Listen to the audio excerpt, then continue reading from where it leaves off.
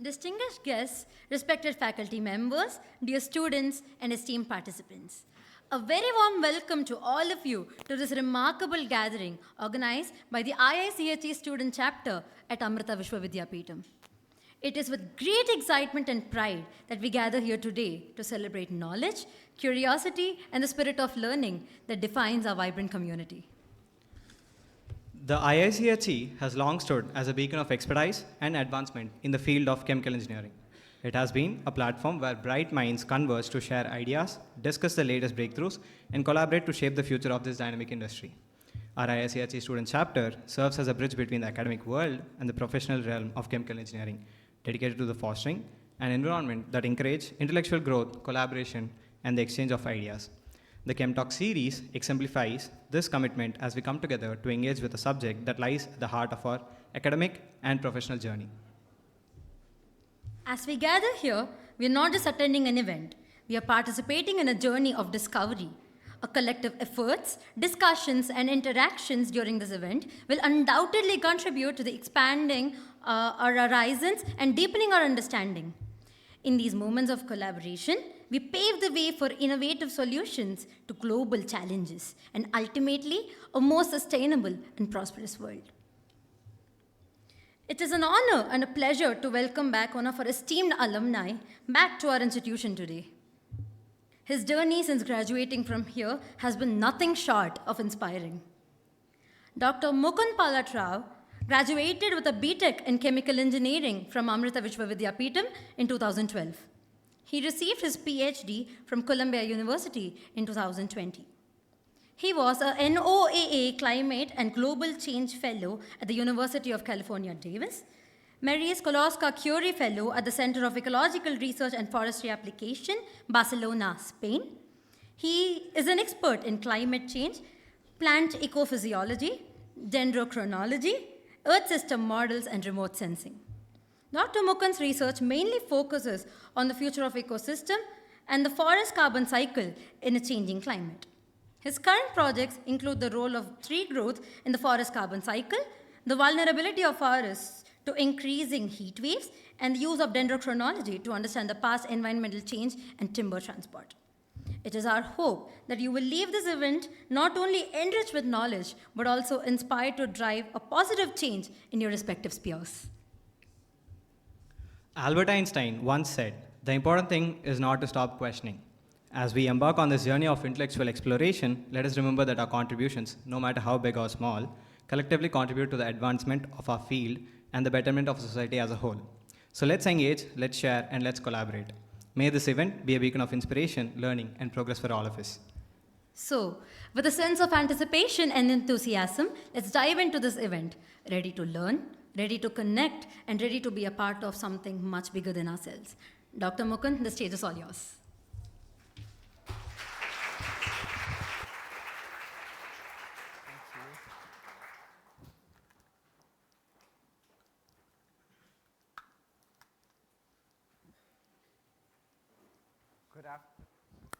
Good afternoon.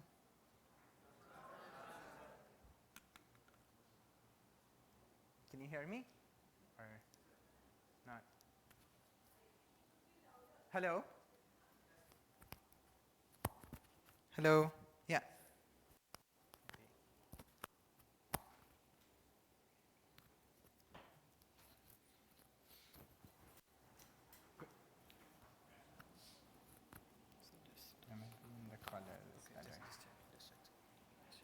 Good afternoon, everyone, and I'm really excited to be here and to talk to you all about a topic that's been pretty near and dear to my heart for most of my life, and share some of the things I've learned over the past few years, and hopefully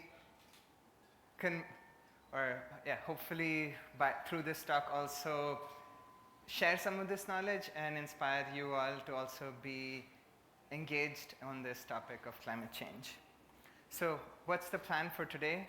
We'll start off with just a brief background of what is climate in the first place, what's the difference between climate and weather, go over how the climate is changing, understand a bit about why the climate is changing, who is responsible for the change, And then in the last few minutes of the talk today, I want to discuss about what we know about past changes in climate and where we are going into the future as we continue on in this century. So let's begin with what is climate. And we go back to a geography lesson of how the Earth rotates around its axis. The Earth is tilted at an angle of 23.5 degrees relative to the plane. And then it also goes around the sun. And this causes seasons. So for example, here, all of these seasons are designated for the northern hemisphere. As the northern hemisphere is further away, it's winter. When the northern hemisphere is closer to the sun, we have summer. And these changes in solar insolation, that's the amount of radiation that's reaching the planet, have changed temperature and drive climate patterns across the planet. So for example, here, this figure over here shows temperature at 2 meters. So temperatures for every month across, or every few days across the course of the year. So if we're right now in March and April, you're going to see that warm temperatures in the red shades begin to rise up till September, and then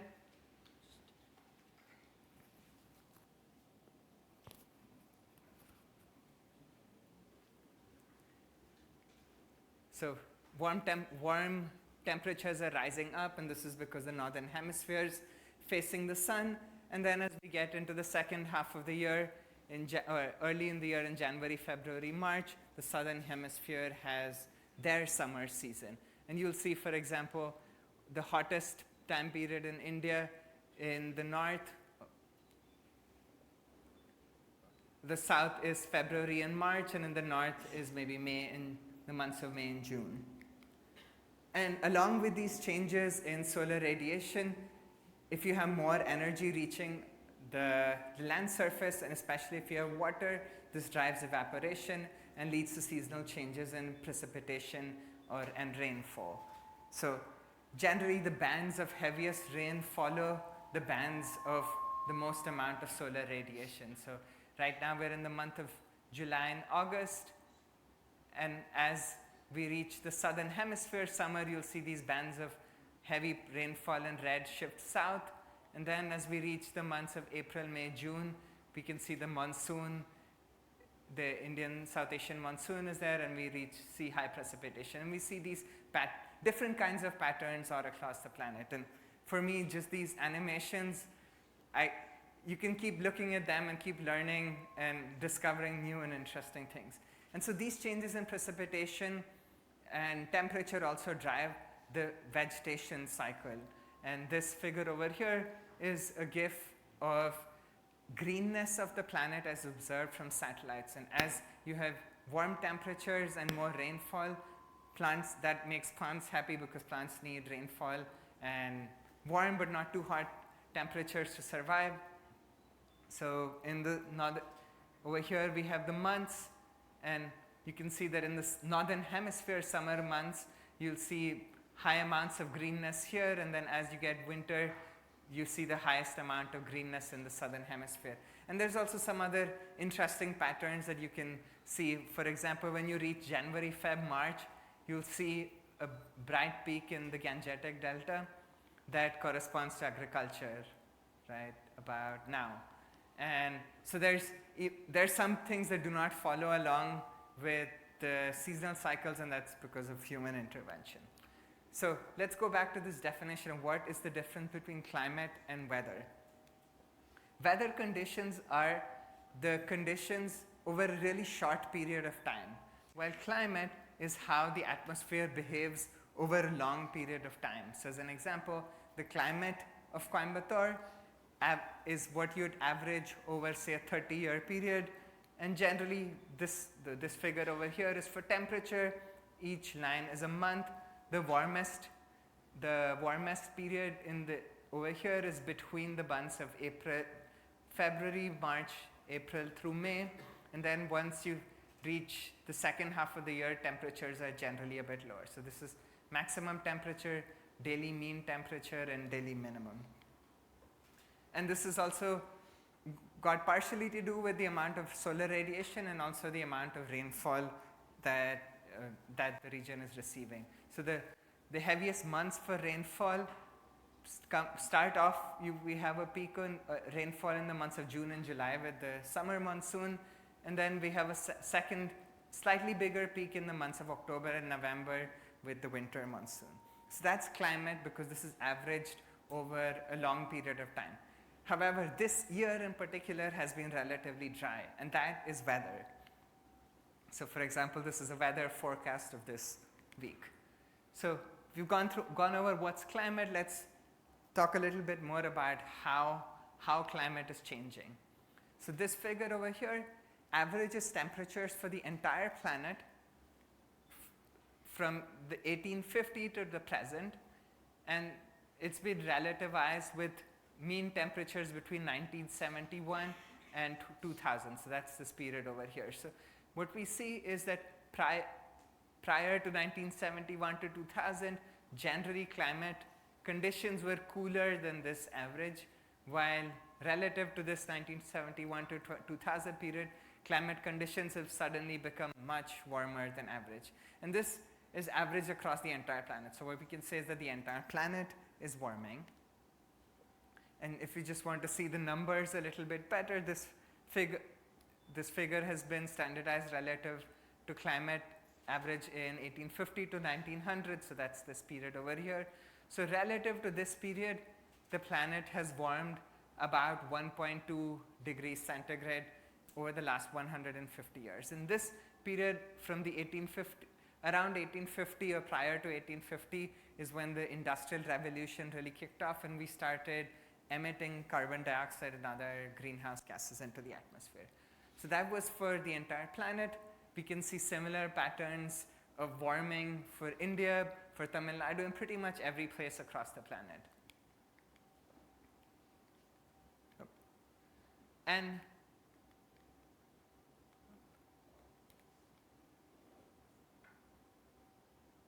there should be a GIF there. Okay. And this warming is not just one particular month of the year. It's across all months of the year. So the middle line over here is for 0 degrees centigrade, and as you see red values for each month, you're going to see that each month becomes warmer and warmer as we reach towards the end of the years 2000 and up to 2023. So this is going to, so what we see over here, what we're going to see here is that it's not just one month that's warming, but it's the entire year that's consistently warming. I think this runs up to July 2023, if I'm not mistaken, or 22.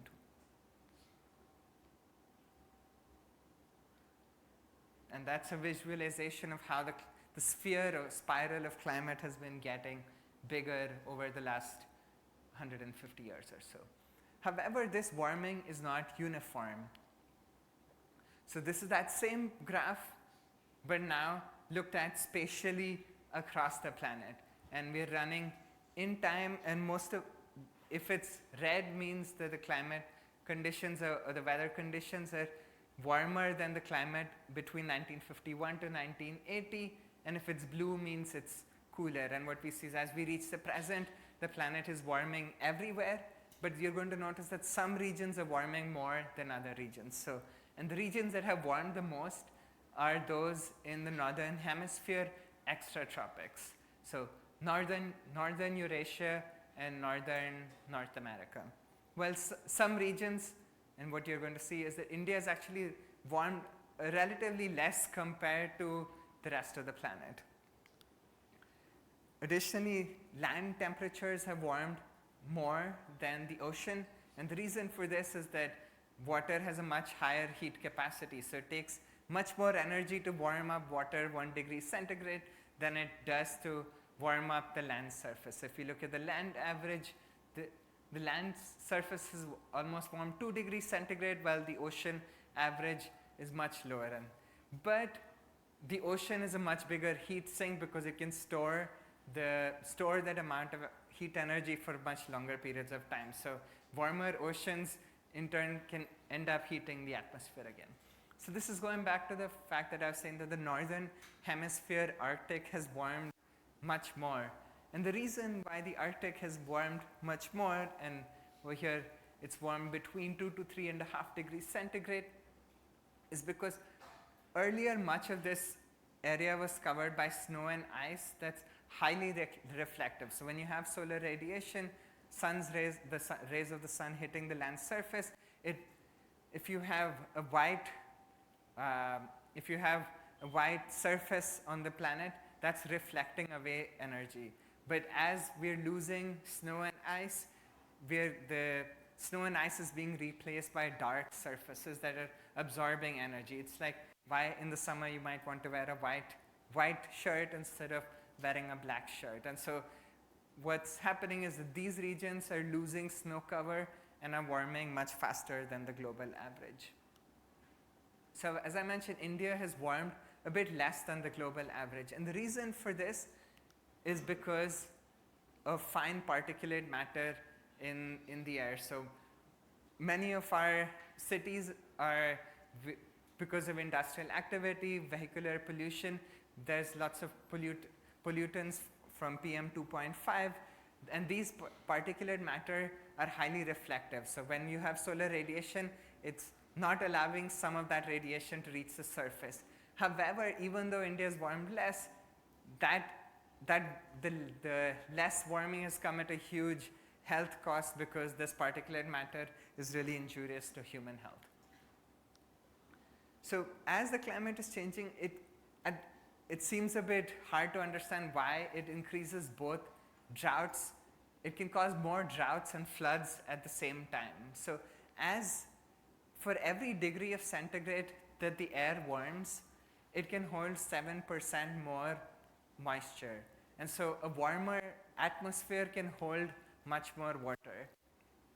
So in the natural climate, you have the sun, you have the ocean, and as the sun evaporates water from the ocean, that warm, moist air rises to form clouds and then falls as rain. And what's happening with climate change is that for every 1 degree centigrade of warming, because it's holding 7% more water, when we do have a rainstorm, there is more water and it can cause a heavier rainstorm event. However, it takes longer for the atmosphere to become saturated. So you can go longer periods of time between successive rainfall events, but when you have a rainfall event, it's more extreme and increasing the risk of flash flooding, as we've been seeing in the news in the last couple of weeks in Himachal Pradesh, for example. So this map over here shows the percentage change in heavy precipitation. So that's these kind of extreme events that cause floods per degree of global warming. And any region in blue and green means that as the atmosphere is warming, these regions are more susceptible to face heavy precipitation.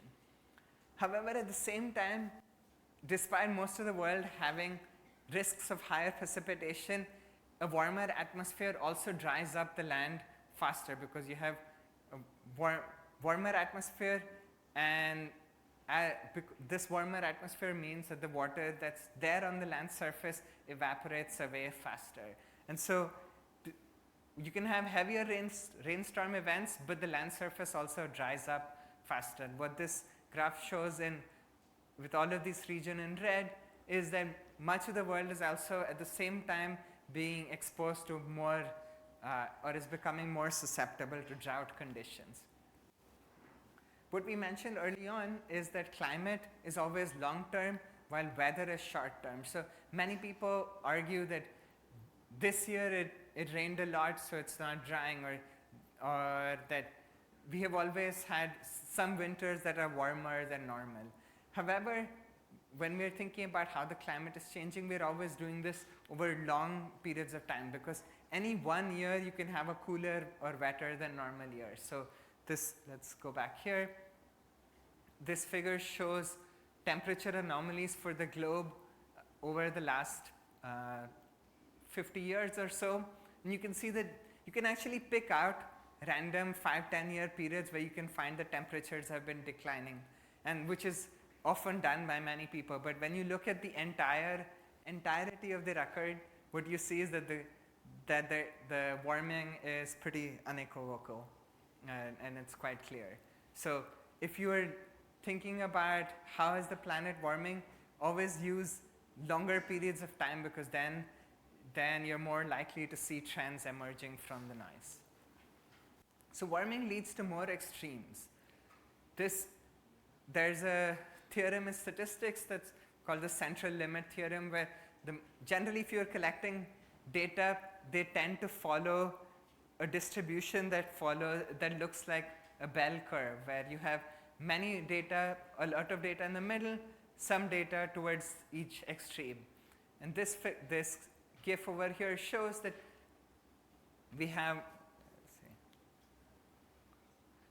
that a small change in the average climate, so that's like this 1.2 degree warming that the globe has experienced, significantly decreases the extreme cold events, but increases the extreme warm events, or similarly can decrease or significantly also increase extreme wet events. And so even a small change in the average means much bigger changes in the extremes. And so at the regional scale, it's really extremes that are more important than the mean climate. And so when people say, why is a 1 degree warming, why is 1 or 1.5 degrees of global warming important? It's because the increase in risk of extreme events like extreme floods or extreme heat waves. So we've gone over what is climate and how is the climate changing. So the fundamental question, why is the climate changing? So the rays of the sun, that's the main energy source for the planet, come down and reach the Earth's surface. Some radiation is absorbed by the surface, and this warms the surface. However, and some fraction, about 30% of the solar radiation, is reflected by the Earth and reflected by the atmosphere. And this also goes back to the fact that I was talking about, that as you have the northern hemisphere, extratropics, for example, have a lot of snow and ice cover that is highly reflective. As we are losing snow and ice, the land surface is absorbing more radiation instead of reflecting it. Then eventually, after some of this radiation is absorbed by the Earth's surface, this radiation is emitted back into the atmosphere and eventually back into outer space.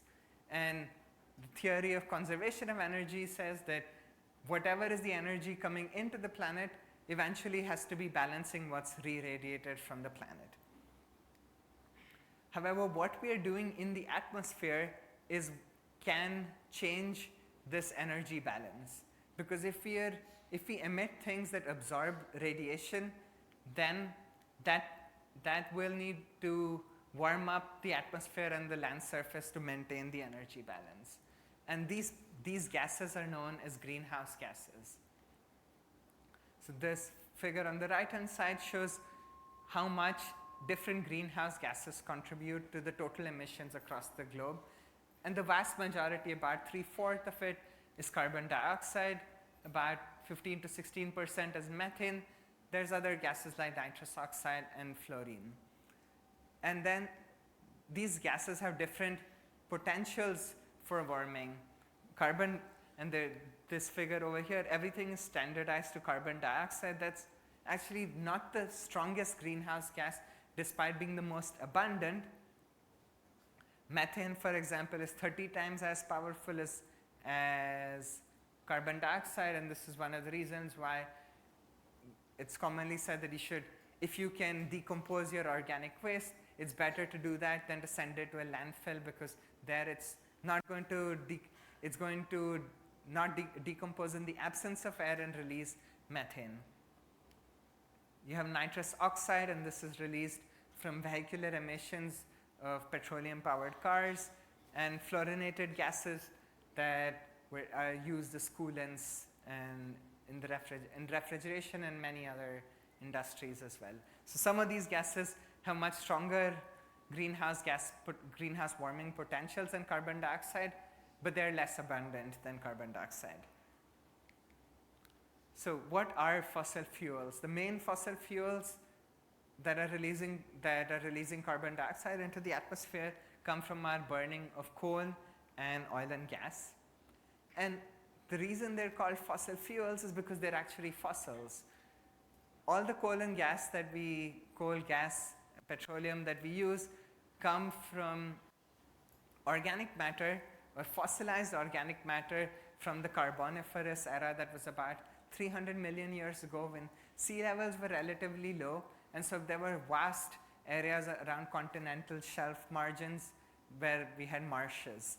And as sea levels rose and as a lot of this vegetation was buried underground, because of high temperatures and pressures, they were converted, depending on whether they were land-based or marine-based, they were either converted to coal or oil and gas.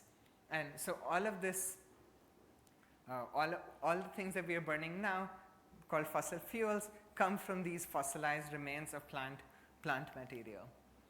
So currently we're emitting, or currently in the atmosphere, the increase in the concentrations of carbon in the atmosphere is about 5 gigatons a year. That's about 2.5 parts per million. It seems relatively small, but in fact, what we're emitting into the atmosphere is double of that. So what remains in the atmosphere is about 5, and we are emitting double, about close to 11 gigatons of carbon dioxide per year. About 90% of that carbon dioxide is coming from our burning of fossil fuels, while about 10% comes from land use. That should be a 1 plus minus 0.17, but 10% comes from land use, land cover change. So this is conversion of forests to grasslands, for example, or conversion of forest areas for urbanization. So why are we emitting 10 and why is only 5 remaining in the atmosphere? That's because about a third of the carbon dioxide that we're emitting into the atmosphere is being taken up by the ocean, and a little bit over a third is being taken up by forests each year. So in effect, forest ecosystems and the oceans are saving us from climate change, or at least mitigating its impacts by halving the amount of carbon dioxide that remains in the atmosphere. So this GIF over here is from the Orbiting Carbon Observatory on board the International Space Station, and you can use it to estimate the amount of carbon dioxide that's being emitted across the planet. And we are going to go from September of 2014 to September of 2015. And green and red shades means more CO2 is being emitted, while blue means CO2 is going to be taken up. So here we're at the end of the year, we see some carbon dioxide being emitted, and the peak in carbon dioxide concentrations are going to be reached in March and April of the next year, and then you'll see that carbon dioxide concentrations decrease pretty rapidly across the northern hemisphere. So this is the seasonal cycle of carbon dioxide in 1 year, but every year we are emitting a bit more than what the ocean and the ocean and forests are taking up. And so there's a slight imbalance of about 2.5 parts per million. That's the amount of CO2, that's the amount by which CO2 is rising in the atmosphere every year. However, what we saw is that in the months of April and May, we saw that the land surface was taking up a lot of carbon dioxide, and this is when the northern hemisphere extratropical forest wakes up after the cold and long winter, and these plants are photosynthesizing and they're taking up carbon dioxide. So if we look at CO2 concentrations from the mid-1950s to the present, in I think maybe late 1950s, carbon dioxide concentrations were 315 parts per million. Currently, we are at 420 parts per million. And that's an increase of 115 parts per million. But every year we can see that there's this seasonal cycle, and this seasonal cycle comes from the uptake of carbon dioxide by terrestrial ecosystems.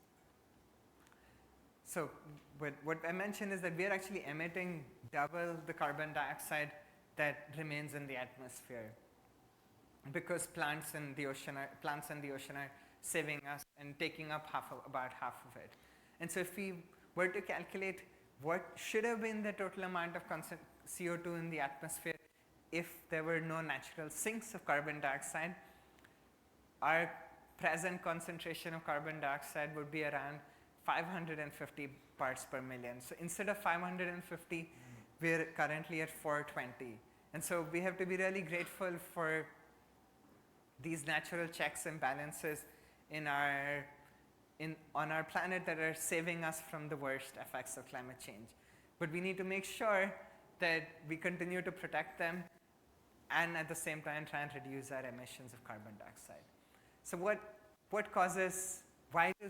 do greenhouse gases like carbon dioxide cause warming? The person who first figured this out, she did this in the mid 1800s in a paper published in 1857, Eunice Foote. And what she did was she had a bunch of beakers with different types of air. Some were natural air or just air. Some had a mixture of carbon dioxide. Some had carbon dioxide and water. Some chambers had only water. And then some chambers were pressurized at different pressurized to different extents. And this is a pretty simple experiment that anyone can repeat. And then the air in these chambers was heated up. All of them were heated to the same degree. And then she analyzed how long did it take for the air to cool back to ambient conditions. And what she found was that if you had beakers of air that had either carbon dioxide and water vapor, those chambers took longer to cool, suggesting that there's something about carbon dioxide and water vapor that slows down the cooling process.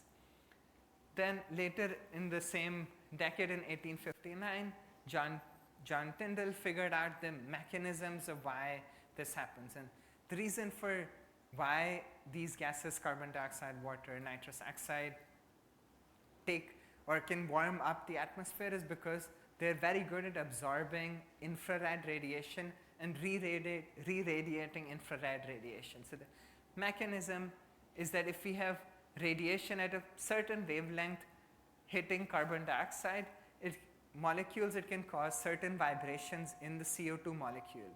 And these vibrations re-radiate heat into the ambient air around it. So you have carbon dioxide having these kind of vibrations, water vapor and other greenhouse gases having these kind of similar vibrations as well. So while inert gases or nitrogen, for example, do not have these similar kind of vibrations. So the more greenhouse gases we have in the atmosphere, the more of these kind of vibrations we get, and that these re-radiate energy into the atmosphere system, in effect warming the atmosphere. So who is responsible for climate change? In present day, the largest emitter of carbon dioxide is China, and China emits 30% of the carbon dioxide of the planet on an annual basis. All other countries combined who are not on this list emit about 20%, even though each country is emitting a very small amount. The United States emits about 13%, and India is the third largest emitter of carbon dioxide, and it's about 7% per year. However, the historical contribution to warming is pretty different. So if we look at the US is responsible for about 25% of the total carbon dioxide that's in the planet right now.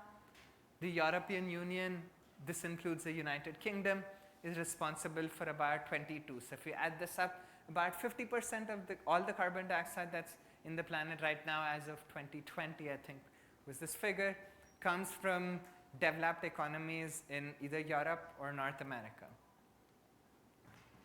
while China, even though it's emitting 3 times more than the second biggest emitter, the US, at 12% right now, China is only responsible for about 12% of the global, or the CO2 that's in the atmosphere right now. And India is at an even smaller number of 3%.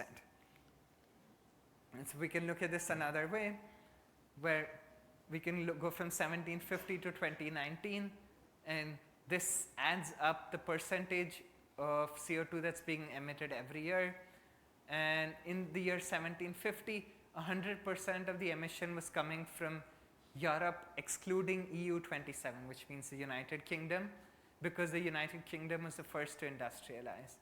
Then other countries in Europe, specifically France and Germany, were the big ones to industrialize in the late 1800s, followed by the United States in the late 1800s, but particularly in the early 1900s. And then India and China and other countries come in only after the 1950s. So most of the early emissions come from the United Kingdom. The European Union, apart from the United Kingdom, came a bit later on. The United States peaked in the 1950s, while China and India are beginning emissions, have begun increasing their emissions relatively recently. However, there's also a big factor of differences in what, on a per capita basis. You can take the emissions of a country and divide it by the total population of the country. And so the United States has a population of around 300 million, 350 million or so, while India and China have populations of around 1.4 billion. And so even if China, for example, is emitting more than the United States, it has a much bigger population base. And so this, if we look at emissions on a per capita basis, this tells us what is an average person in, say, the United States or a country in Europe, India, China, emitting per year. So looking at it this way, we can see that an average person in Canada or the United States is emitting about 14 tons of carbon dioxide per year. An average person in China is emitting around 6 to 8, while an average person in India has a relatively small per capita emission of carbon dioxide. And so the average per capita emissions of all countries across the planet is 4.5 tons per year, while India is a little less than half of that, while the US and Canada in particular are emitting 4 times, per person they emit 4 times more carbon dioxide than an average person in the rest of the planet.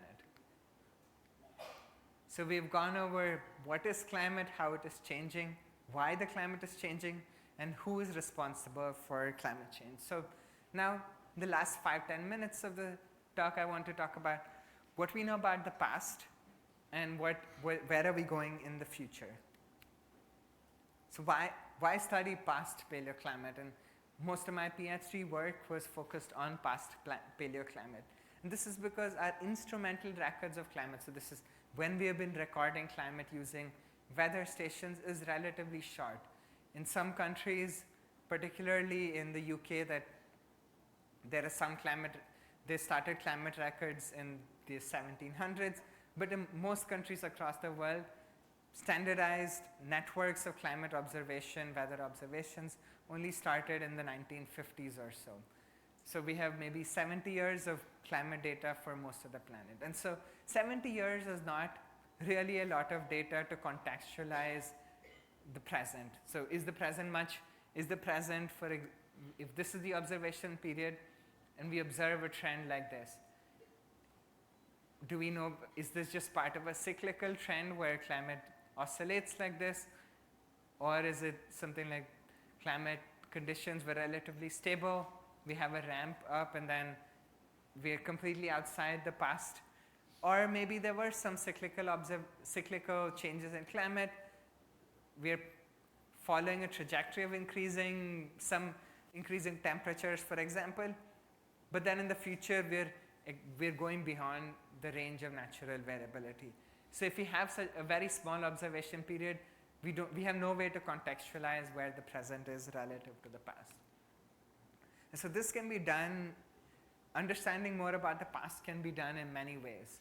We can do this using counting rings in trees and understanding how climate influences the growth of a tree or the isotopic composition of the tree, how climate variability causes sediments to be deposited close to rivers or in lakes, and you can analyze different compositions of these sediments. You can do this in coral reefs, ice cores. So there's many ways to understand more about the past. You can also use historical environmental data. For example, wine is a really important part of the culture in France and many countries in Europe, and many of these wines were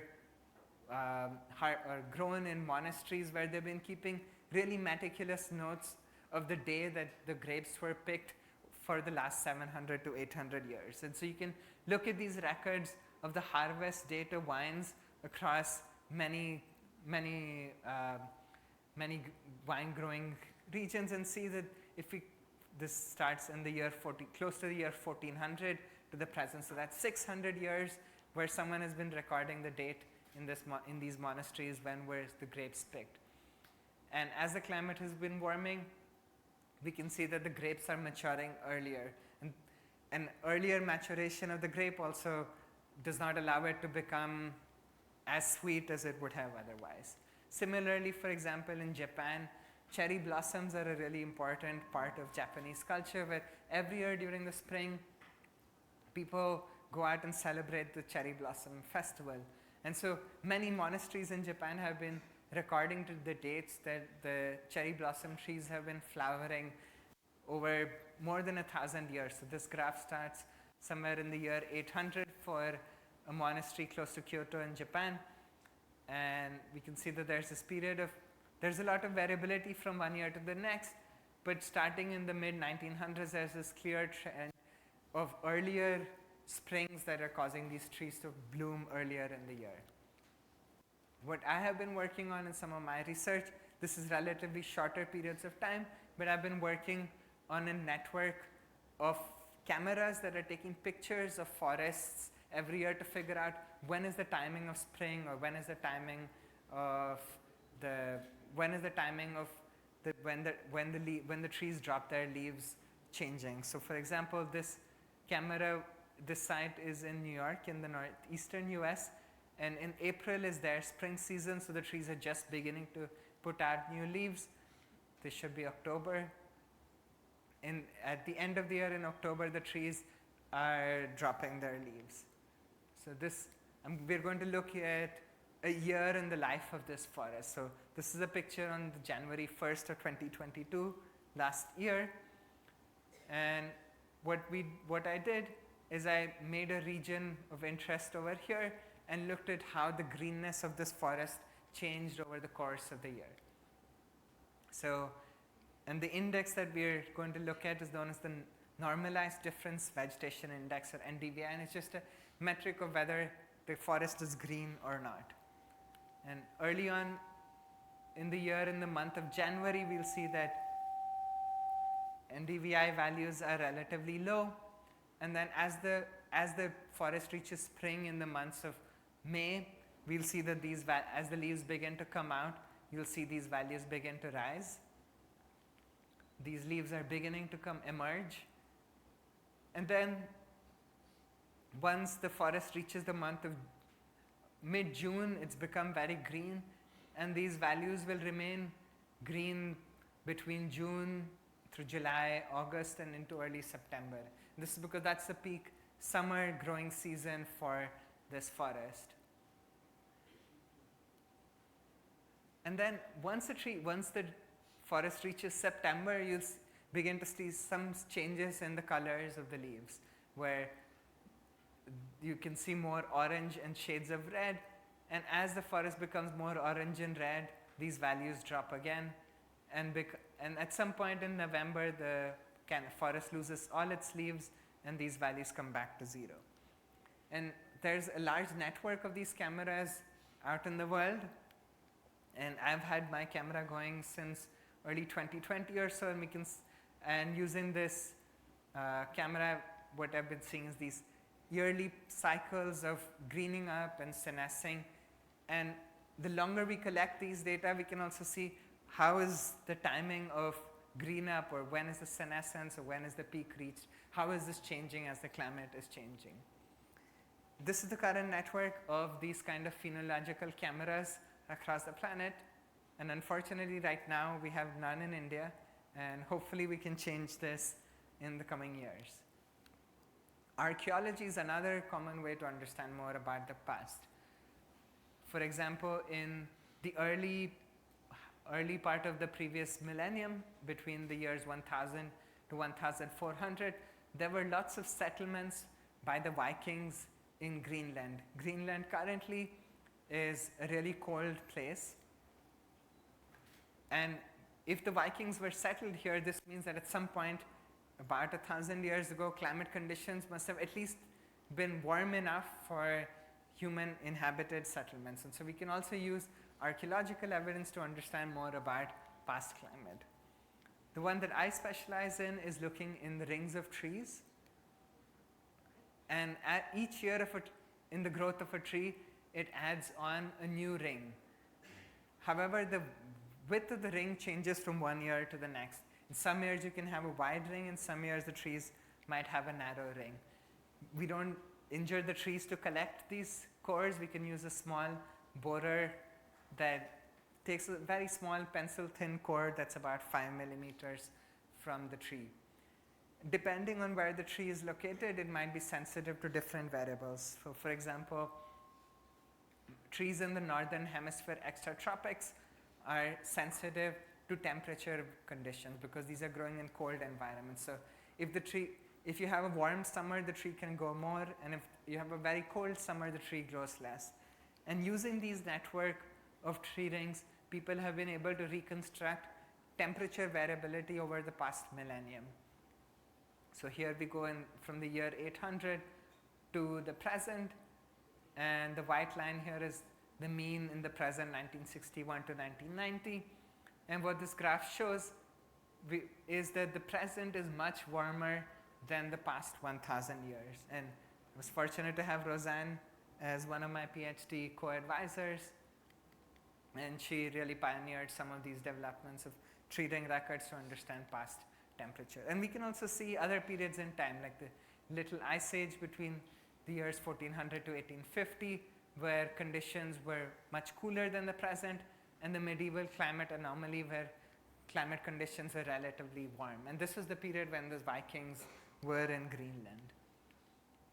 There's other networks of tree rings that are sensitive to drought conditions. For example, this is the network in North America, but there's also a network in Asia that's a bit sparser, but we have quite a bit of tree ring data in Asia, South America, and other continents as well. And we can use these tree rings records to make maps of dry and wet conditions over the lifespan of these trees. In many cases, this data set spans the last 2,000 years, and for each year, for each location, we can estimate whether it was wetter or drier.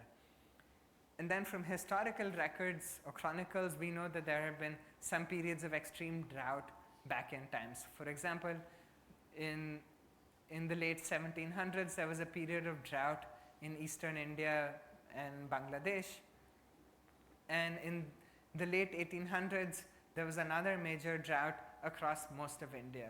And what we see is that the trees have actually recorded these droughts, and we can use the tree ring network to understand how severe was the drought, what was the spatial extent of these drought. And then we can use this to compare to, say, we have a drought right now. Is the current drought, is it worse than previous droughts, or is it less extreme? And in my research, I have used tree rings to understand more about river flow changes in both the Brahmaputra and the Indus River basin. So here is a river discharge station in Bangladesh, in the city or the town of Bahadurabad. And we use a network of tree ring sites across the Himalayas that are sensitive to change the monsoon to understand past changes in rainfall in the region and also past changes in the Brahmaputra river. So using the tree rings, using tree ring records, we were able to extend this really short instrumental period in blue, instrumental records of climate, to extend to the past 700 years, and also use climate models to project into the future to understand whether the present is, what we found is that the present conditions, especially when we have instrumental records from the 1950s to the 1980s, was drier than the past 700 years, leading us to conclude that we are currently underestimating flood risk in the Brahmaputra river basin. There's other proxies such as ice cores, where we can collect ice cores, look at the concentration of gases in the bubbles of these ice cores to understand how carbon dioxide concentrations have changed for the length of these ice cores, and look at other things like temperature and precipitation as well. And this is the current network of proxies for past climate. And again, we can see that many regions in the world, including India, Central Africa, South America, there are less is known about the past climate. And this also makes it an exciting thing, because if less is known, we can actually go out and find out more about the past. Final few minutes, I want to talk about the present and where we are heading into the future. So this is that same curve of global temperature change, but here we have a regression line into the future. Currently, the planet has warmed about 1.2 degrees centigrade, and if we follow along this trajectory, we're expected to reach just using a linear regression or a straight line that fits this data, we're supposed to reach 1.5 degrees in about 10 years from now, and in the middle of the century reach 2 degrees centigrade. The Paris Climate Agreement, that's this global agreement across countries to reduce carbon dioxide emissions. The aim of the Paris Agreement was that we reduce warming to 1.5 degrees centigrade. This is a bit ambitious, and I hope we get there, but it seems a bit unlikely. But I think we might have a better shot at least trying to aim for the 2 degrees centigrade mark. One way we can predict where we're going in the future is to use climate models that divide up the entire planet into grid cells and use basic equations of physics to understand how has the climate changed in the past, and you make projections of climate into the future. And so this is what some supercomputers look like, and these climate models can help us make a best guess estimate of what might happen in the future. Would we come back along this path, continue increasing, or not? And these climate models have been getting better over the last 20 or 30 years that they've been around. Something to remember is that these climate models are tools, and they help us improve or make predictions, but they're simplifications of how the Earth system runs. Two things we can use climate models are for detection and attribution of present climate extremes, and also for projections of future climate. So the basic underlying physics of climate models uses all of this information, and any numbers below 0 mean that these are cooling the climate, and any numbers above 0 means they're warming the climate. And in watts per meter squared, so that's extra energy that's landing on the land surface per meter square. As we emit carbon dioxide, we can see that how much extra energy is reaching the land surface, and this is its evolution from 1750 to present. So carbon dioxide is warming the land surface, there's ozone, there's black carbon on snow, all of these things are warming the land surface, and there are some things like aerosols, like that's coming from pollution, land use, land cover change, eruptions of volcanoes that might cool the land surface. And so this information is fed into climate models, and then models simulate our best guess estimates of the climate. And so we can run models different ways. One way, so the black curve over here are observations of temperature, and the red and blue curves are estimates from climate models that have only been only seen natural factors. So they have not seen human emissions of carbon dioxide. And they predict temperatures have remained flat over the last 150 years.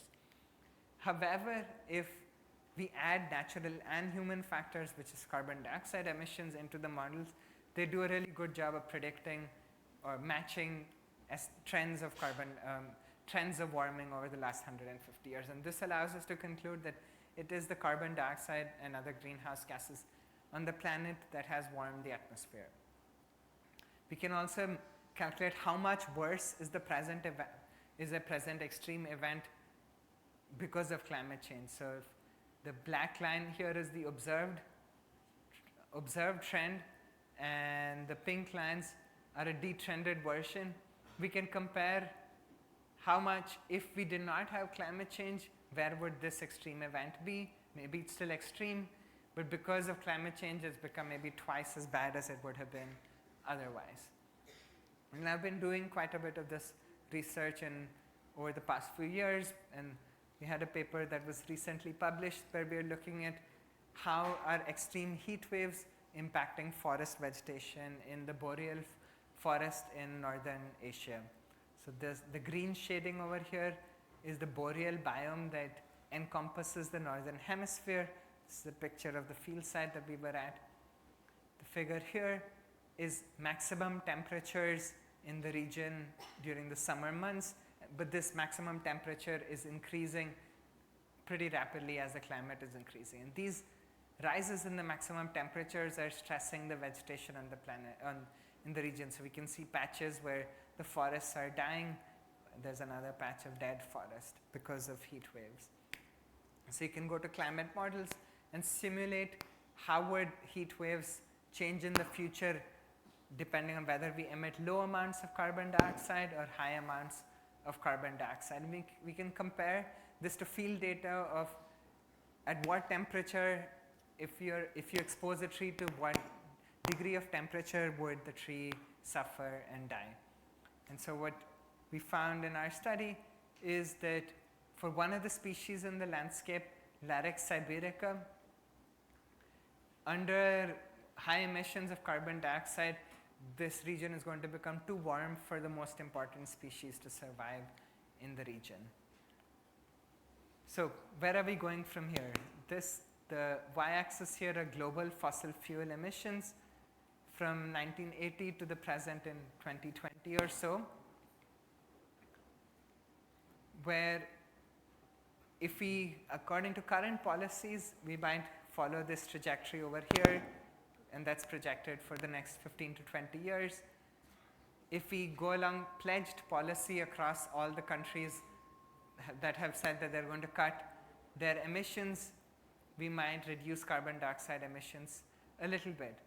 But if we want to stick within the 1.5 degree aim of the Paris Agreement, we need to decrease emissions really, really rapidly and actually even have negative emissions where we take away CO2 from the atmosphere. If we stick with pledged policy, we might, towards the end of the century, we might have about 2 degrees centigrade of warming. However, what seems most likely right now is between 2.5 and 3 degrees of warming. There's some other scenarios where if we continue to emit lots and lots of carbon dioxide, we might even see double. We might see up to 4 and 5 degrees of warming, though it seems unlikely, and I hope it remains unlikely. So this is the same trajectory of emissions, and what do we need to do if we want to stay within 1.5 degrees of warming? To have a 66% chance of staying within 1.5 degrees of warming, this graph was built in 2021, we need to have 0 carbon emissions by 2030, in 7 years. If we want to remain within 1.5 degrees of warming, we need to have 0 emissions by 2040. And if we want to remain within 2 degrees centigrade of warming with a 66% chance, our emissions need to go down to 0 by around 2060. And with a 50% chance of remaining below 2 degrees by 2080, so within our lifetimes, either whether we want to reach 1.5 or maybe allow warming to reach 2 degrees, we need to go down to net zero within our lifetimes. And so the phrase that you might have heard of in the news media that says that there were 10 years left to act comes from the fact that the best way to keep warming below 1.5 degrees with a 66% chance was to reach zero emissions by the end of this decade. The ways that we can do that, traditional mitigation methods of converting to renewable energies that colleagues here have been working on for quite a long time, can actually get us quite far down this path. And then to really get to 1.5 degrees, we also need to actively remove carbon dioxide from the atmosphere. So some ways we can do that is energy efficiency, lower carbon, and use natural land sinks like oceans and forests. And then the most expensive way to reduce carbon are going to be direct carbon capture and storage, because you're trying to get carbon dioxide from the atmosphere that's at really low concentrations. And so that the final bit of removing carbon dioxide from the atmosphere is likely the most expensive bit as well. And the last thing that we need to focus on is we cannot only, or adaptation to climate change, which is actions that we can do, have to go together, or in addition to mitigating climate change by reducing our emissions, we also need to adapt to climate change. And this is because in many cases, our lifestyle of living compounds the risk of climate change. For example, if we build in areas that are on floodplains, it's more likely that we might see a flood, even if climate change was not going to make a flood more extreme.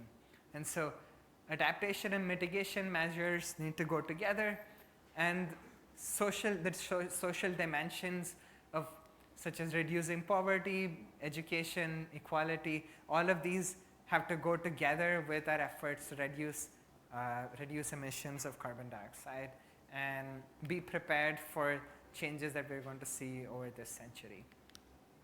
With that, I'm really happy and grateful to all of you for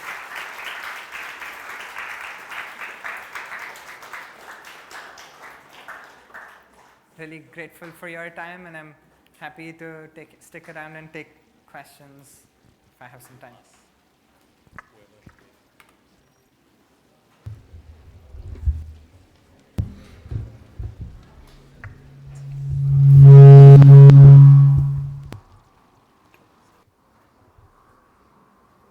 Staying away from the mic.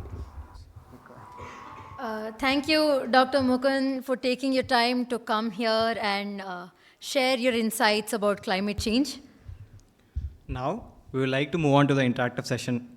And if anyone has any queries to be asked to the esteemed speaker, could be brought up now. Let's move on to the session now.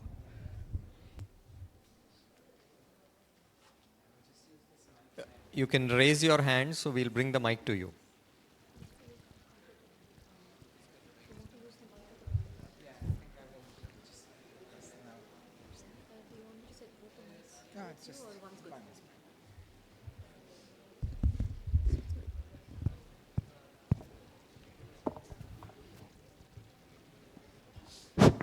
Sir, my name is Sai. What is your views on microclimate and food forestry, etc.? Really, will they contribute to the climate change, or microclimate is just a myth? Because climate is, as we say, it's for the larger area. So now many of them are speaking about microclimates, microforests. Will they actually affect the climate change in the whole world, or are they just about the it's just like a impractical of microclimate to affect the whole climate change? Hey, Sai. Yeah, thanks for your question. That's a really good question. So the way I look at it, every drop of water counts to make the ocean. And even small community efforts are really, if you're planting tree, if you have a community garden or a small community managed forest, in addition to providing cooler conditions and shade, it's also providing other benefits like fruits, for example. So there's even small actions do make a difference. Of course, we need systemic change that we need to work towards, that we cannot be delimiting our forests. We should make sure that try and push governments to invest more in renewable energy. So systemic change is definitely needed, but local community action change is also really, really important. So I think both, and for many of us, in some ways, actually community-oriented change is easier because that's our community, people we know, we can interact with, and things that we can do. So actually, at a personal level, that scale of change is actually easier to implement. But if many of us are doing that together, it also leads to systemic change. And so my recommendation would be, yes, I think micro community driven efforts are really important.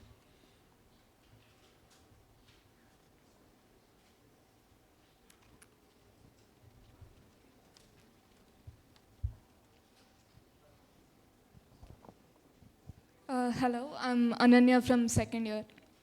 So I had a question about your tree ring sensitivity. How do you determine which tree is sensitive to what parameter? And how do you know if they don't overlap? Like what is sensitive to temperature would also be sensitive to drought. What data would you be interpreting in the end? Great question, Ananya. Yeah, so a bit of that depends on your understanding of the landscape. So if you were to go find a tree in maybe at 3,000 meters in the Himalayas, very close to the snow line or glacier line, this tree is growing in a really cold environment. And the main factor that's limiting its growth is how, if the summer is cold, generally because it receives a lot of snow, it has water available. But in a warm year, it can grow more, and in a cooler year, it can grow less. But a tree in a very dry or drought-stressed environment where it does not rain much, the main if it rains more, then the tree is happy, and generally, if it rains less or you have a drought, the tree grows less. And you can also, so that's one way of just knowing your environment that you're working in. And then the second thing is what we do is we compare the data that we get from the tree course to climate data. So we can measure every ring for, let's say, the last 100 years of the lifespan of the tree, and we can compare that to climate data that we have from observations of climate, or maybe from a close-by station or from satellites.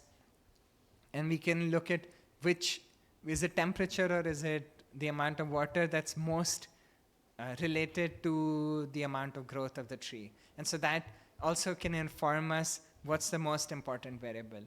And then because these trees, many trees in some places are very long-lived, we can go back in time to prior to the years when we started recording climate data and make estimates of what was the climate back in time after understanding the site and making comparisons when we have both the climate data and the tree growth data. Thank you. Thanks, Ananya. Just one more. This one's really silly. What is continental shelf margins you mentioned while Carboniferous forests? Yeah, good question. So continental shelf margin is at the edge. You have, for example, Tamil Nadu and India form the peninsula of India. And you have a point where you go from land to ocean. But the depth of the ocean, as you go further away from the land,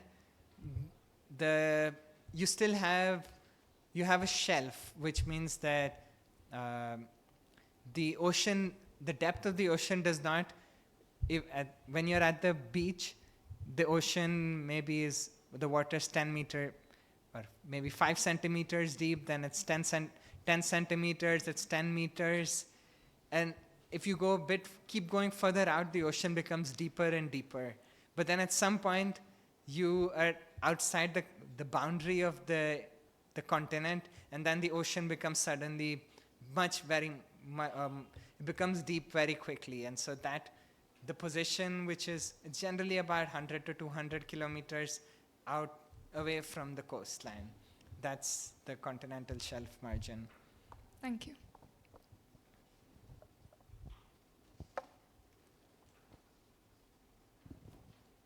Sir, I'm Deepthi Shree. I'm from second year chemical engineering. So you said you're choosing trees. So is there any factor that you choose? Not every trees are chosen, right? So how do you choose this trees is perfect for? Generally, we try to go to remote and undisturbed forests, so generally maybe in a wildlife sanctuary or in a national park, because those trees are less likely to have been, or you're more likely to find old trees, and you'll be in a site that's slightly less disturbed. And both of these help us because a less disturbed tree will be more sensitive to climate. For example, a tree on campus might have been planted by us. We are watering the tree, and so its growth from one year to the next depends on how much water we irrigated the tree with. But in a forest, in a national park, no one's going and watering the tree. And because there's less human influence, the tree might also has more chances to become old. And Sir, and I have another question. yeah. So this is basically about you. You are a chemical engineer. Yes. Why did you choose climate and weather? This is actually, I want to know. No, that's a really nice question. I think for me, I feel like over my lifetime also I've seen many things in I'm my grandmother's family, we were from Palat, and things like insects disappearing or butterflies disappearing. As a kid, you would have lots of frogs. During the rainy season, you would have frogs coming into the house, and you have less frogs coming in now. Or just the patterns of how much it rains. Like this year is a very dry year, and always been really fascinated by understanding the environment around me, and also why is it changing, and is there something we can, why is it changing, but also try and motivate change to collectively as society to say we can do something about this. And so I think have that part of education of also, it's like we need to do something to make sure we are not destroying the planet, but also in a way not destroying ourselves, because we depend on the planet. It's not just about the planet being destroyed. So I think those things have been something that I've always been motivated by. So after you completed chemical engineering, you got interest in the beginning itself? Yes. Or else you continued after you completed I chemical think from before, from when I was a kid. Thank you, sir. You're welcome.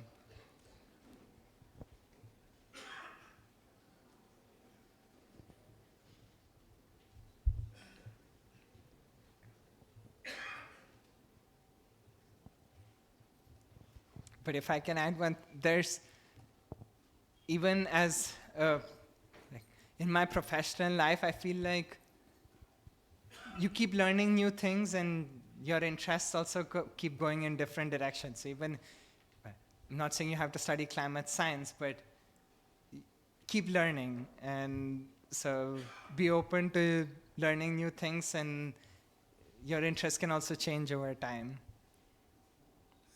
Hello, I just want to clarify some understanding. You are telling the volcanic eruption will help us to cool down the surface temperature. So is it because of the flying object shed the solar radiation? Am I correct? Yes. Okay, then is it will be that considerable object is there, so it will be the considerable amount of shading is there? Because volcanic eruption, what I understand, will be very less and very less frequent. Yeah, that's a very good question. So this depends on the volcanic eruption. And some volcanic eruptions that are very powerful can emit sulfate aerosols into the stratosphere. So we are in the lower atmosphere, and then once we reach about 10 kilometers in elevation, we reach the upper atmosphere known as the stratosphere. And so if you have a really strong volcanic eruption over the last 200 years, the strongest one was Mount Tambora in the year 1815, known as the year without a summer, where this volcanic eruption was very powerful, and and it put lots of sulfate aerosols into the stratosphere. And these sulfate aerosols decrease the amount of solar radiation that's reaching the land, because it reaches the upper atmosphere and then it reflects away the radiation, and so that cools the planet. However, the lifetime of these aerosols is relatively short, because these are particles that are up in the atmosphere, and maybe in about 2 to 3 years, most of these particulate matters come down. So if you look at past volcanic eruptions and temperatures, you can see a large volcanic eruption and maybe a decrease in temperature for about 1 to 2 years, and then temperatures rise back to normal. However, I don't know how much detail to get into. It also depends on what's the composition of this volcano. For example, last year there was a volcano called the Tonga volcano in the Central Pacific, and that volcano released a lot of water vapor, but not much of sulfuric acid. And water vapor is a very strong greenhouse gas. So one of the reasons that this year has been so hot across the planet was because this volcano, which is an undersea volcano, released lots of water vapor into the atmosphere and has actually warmed the planet a little bit. But again, this is going to be temporary. Maybe the effect of this extra warming in addition to climate change may be for about 1 year or so. So it depends on the volcano and whether it's more sulfuric acid or sulfates versus more water vapor. Okay, thank you. Oh, another question, how old trees you have handled still now? The oldest trees that I have found, I think, were about 300 to 400 years. Okay, but the data are the 1,000 years, no? So, yeah, that's mostly from colleagues who you have to go to really remote sites or really high elevation. So I have generally not, most of my work, I have only been working with trees that are 300 to 400 years, but collaborated with colleagues who have found even older trees. Okay, thank you. Hello. Hi, this is Rajiv. In one of the last slides, you have seen SDGs. So, can you tell a brief about how SDGs and climate changes are related? Yes, so Sustainable Development Goals is like the UN framework to make sure, or the guideline or the framework that says that in addition to climate mitigation, we need to make sure that society as a whole is doing better. And for example, if we're talking about climate change, for example, improved education about environmental issues will help make sure we have an engaged community that wants climate action or wants to make sure that we are reducing our emissions, or, for example, or transitioning towards solar and renewable energy. So having other community goals of education or reducing poverty are all part of the solution, because they are also one of the things that many people we need across the planet is also to improve the standard of living or decrease poverty and improve the standard of living. And we cannot say that acting towards reducing climate change will mean that some people cannot have a better life. I think equity, just because people in the US, for example, developed over a time period where they were emitting a lot of carbon dioxide and maybe have high standards of living, does not mean that the rest of the world should not have a better standard of living. However, what's important is that the way we do that cannot be the way that we emit a lot of carbon dioxide. So the development cannot be the old style way of destroying all our forests that we don't have much left and emitting a lot of carbon dioxide. So we need to make sure that the development is sustainable and not following the old school of thought and the way European and North American economies grew.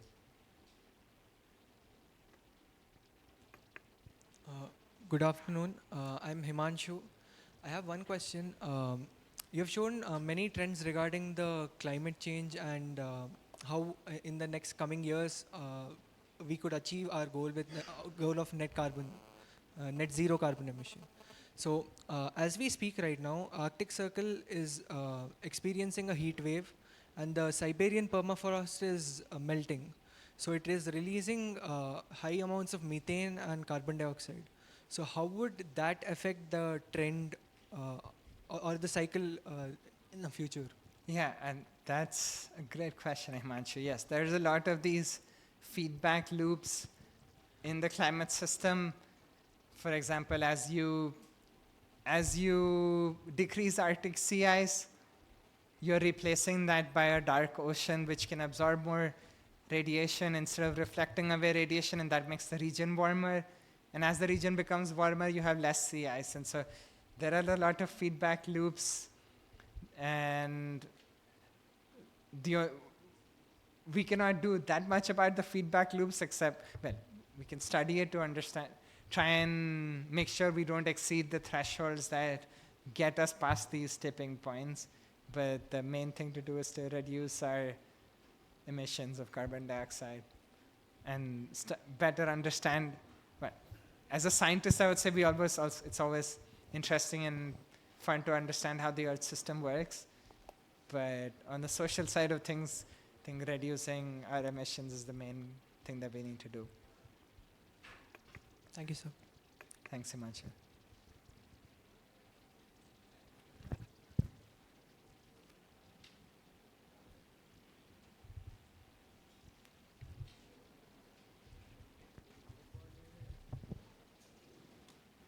Hello, sir. I am Akshay, sir.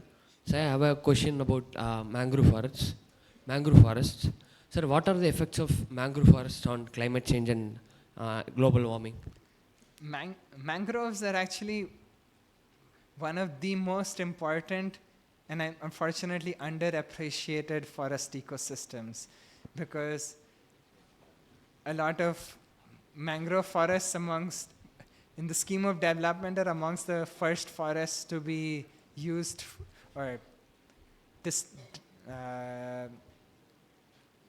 they're like the first victim, because we tend to develop a lot along the coast. And the reason that mangrove forests are really important for storing carbon is because a lot of the carbon in mangrove forests is, once these trees died, once the trees die, a lot of the carbon is stored below the water surface.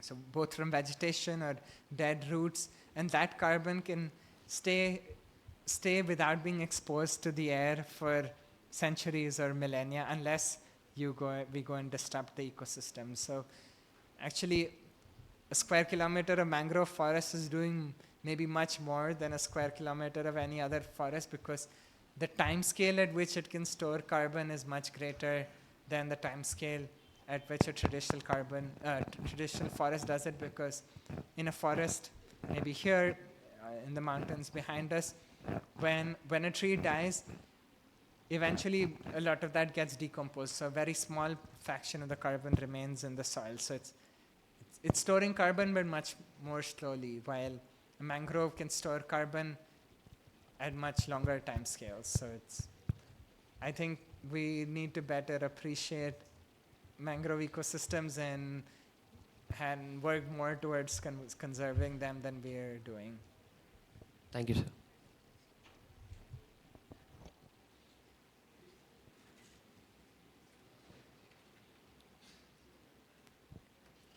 Sir, like this may seem a little political too. Sir, as we have seen, all the main causes of the pollution or global warming was transportation.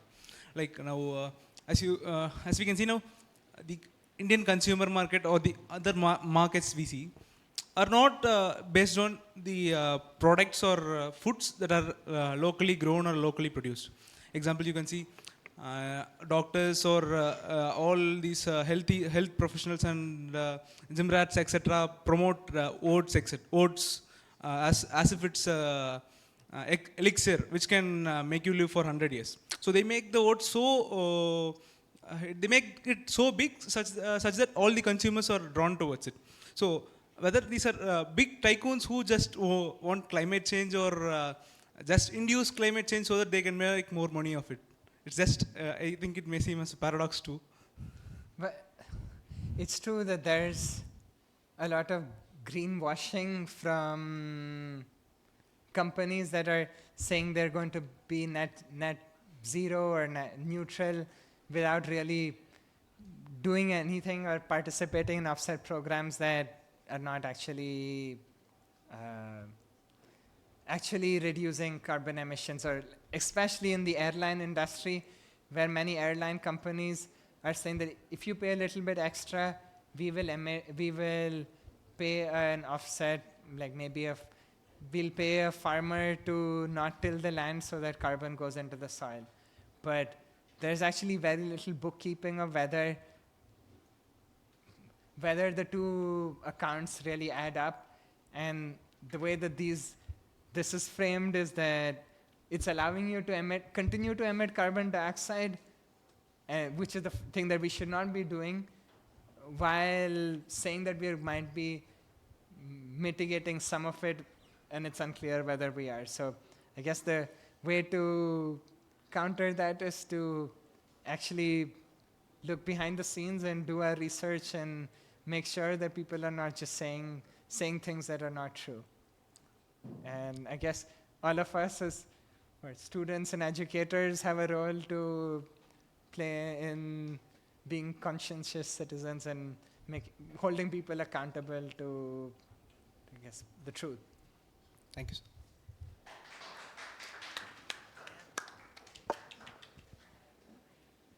Thank you, everyone. Yes, we have a vote of thanks now.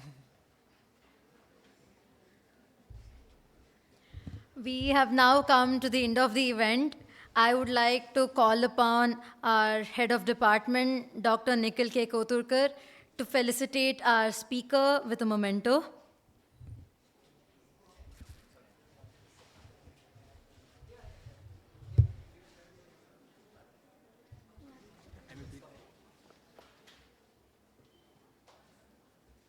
I meant to add, if anyone has any questions that I could not get to, please feel free to email me. My email is up here. Or questions about wanting to do a PhD or something, I'd be more than happy to help.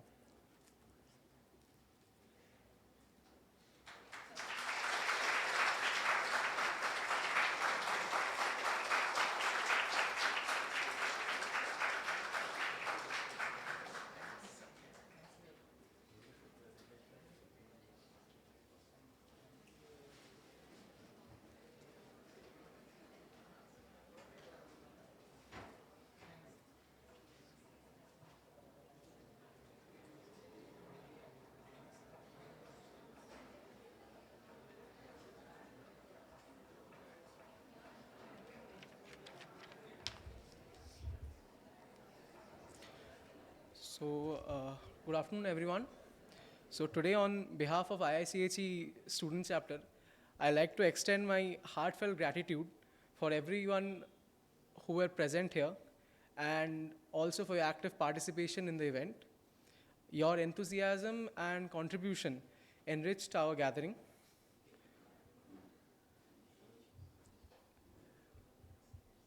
Our gratitude also goes to the dedicated faculty members whose expertise and insights have enriched the discussion and provided invaluable guidance to us. We extend our heartfelt appreciation to our esteemed head of department, Mr. Nikhil sir, and his constant encouragement which made this event possible. His wisdom and leadership really inspires us all.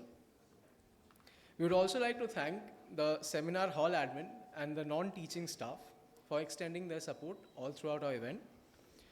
Special thanks to our dedicated committee members and volunteers for making this event possible. And we extend our warmest thanks to each and every one of you for being a part of this event and contributing to this success. Your presence really made a huge difference today. Thank you so much for coming.